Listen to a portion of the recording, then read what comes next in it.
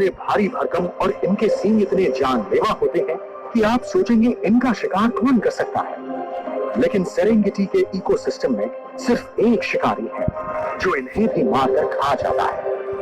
लेकिन इतने जबरदस्त जानवर का शिकार तभी कामयाब हो सकता है जब शिकारी टीम बनाकर शिकार करें।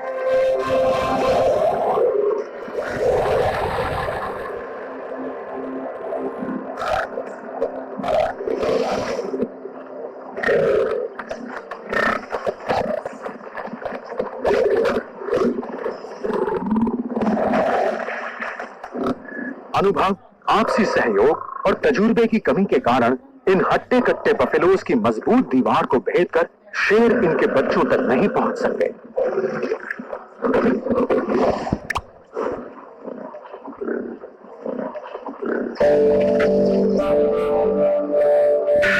इस रिफ्ट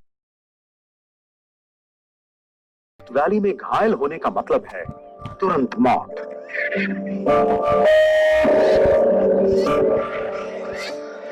कोई भी बिल्ली हो, कुछ नया या अटपटा देखेगी तो घबराते घबराते ही सही उसे टटोलेगी जरूर।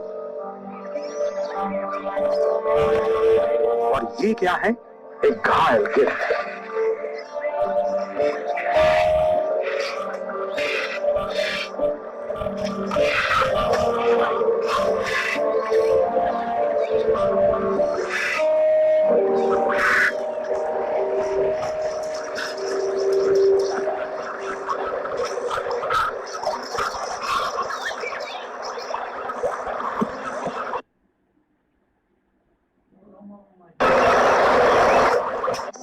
एक कहानी भारत की वन्य सुंदरता की। इसके बीच एक बदनाम शिकारी घूम रहा है जो अपने शिकार की जान सफाई से गला घोंट के नहीं लेता।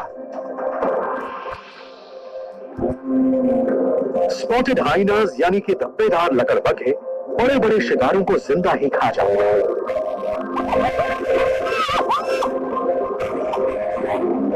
लोग समझते हैं कि लकड़बग्घे दूसरों के मारे शिकार को खा जाते हैं, लेकिन सच तो यह है कि उनसे ज्यादा तो शेर ही उनके मारे शिकार को खा जाते हैं। एक ही इलाका और शिकार होने के कारण शेरों और लकड़बग्घों के बीच हमेशा सीधा मुकाबला रहता है, लेकिन केप बफेलो को मारना किसी लकड़बग्घे के बस की बात नहीं है।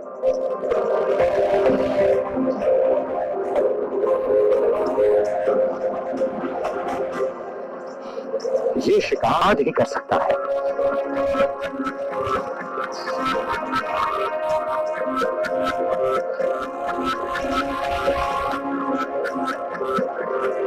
अपने झुंड से दूर भटक आया बफेलो अपनी जान बचाने के लिए खुद ही शिकारी पर हमला कर देता है।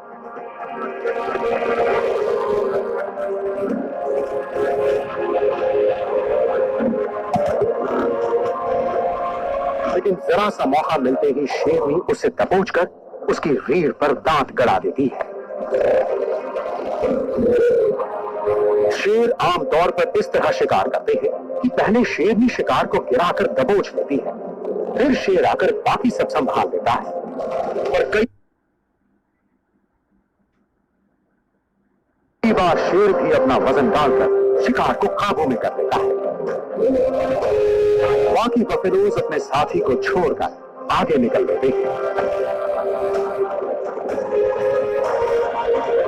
शेर अपने शिकार को दम घोंट कर मारते हैं, शराफत नहीं, अपनी हिफाजत के लिए।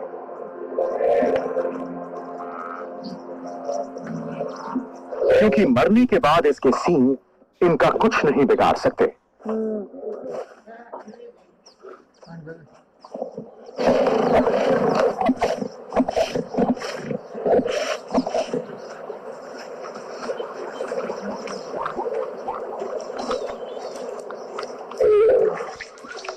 ये इतना बड़ा शिकार है कि अब ये शेर परिवार कई दिनों तक भरपेट खाएगा।